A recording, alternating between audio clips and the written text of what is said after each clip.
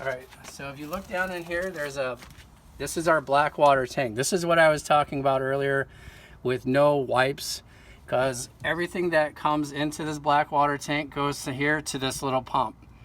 And this pump, its job is to send that contents up over to the other side. If there's a wipe that gets into that mechanism, it gums it up and it makes that mechanism unoperable, and it'll just spin there and we won't get any contents getting to the other side. So to empty black water, there's a valve right here. Can you see it? Yep. All right. So this is the first valve you pull out, and that allows contents to get into this section here. So since we're talking about that, come around this way.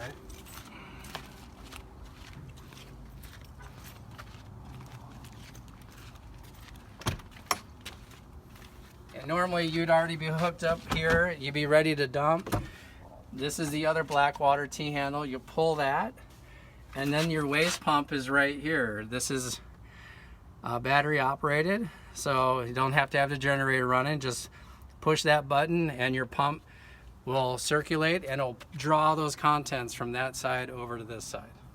Okay, the gray water, you can see there's a little indicator here. If you follow that arrow, it's all the way on the inside here. So the technique is get all your black water out first, close the valve, and then always save gray water to flush out the hose for all that poo and pee water. Get all that, because all your gray water is shower water, sink water, so it's usually soapy water, so it helps clean out the hose after you're done. Your water pump is here, water filters here. Remember those compartment lights? Each compartment has a light inside there so you can see what you're doing at night. If you're hooked up to fresh water, this is where you're hooked up right here, and you can leave this to normal. Again, that pressurizes the whole system. You don't ever have to have your water pump on then. Okay, but let's say you notice your water is getting low.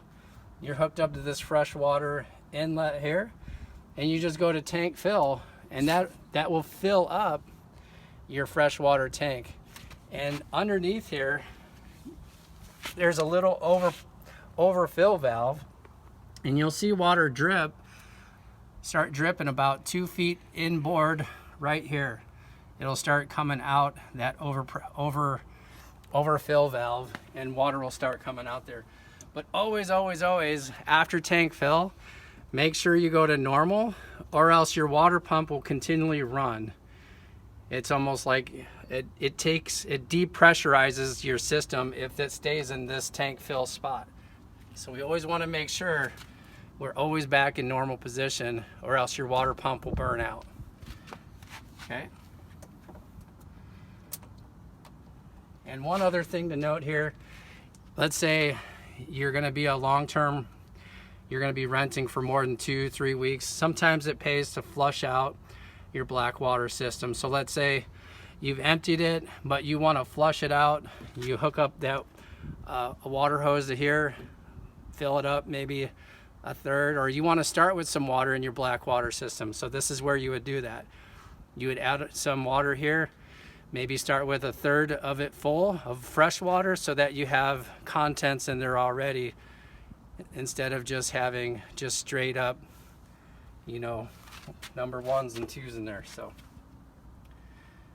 think of it like a porta potty. Your porta potties always come with fluid in them. So, and then if you're going to stay permanent, one more thing, this is one way to get, so if our sewer line's coming in, obviously if it comes out here, we can't close the door. So it's going to be coming down through the bottom here, so this door can come closed.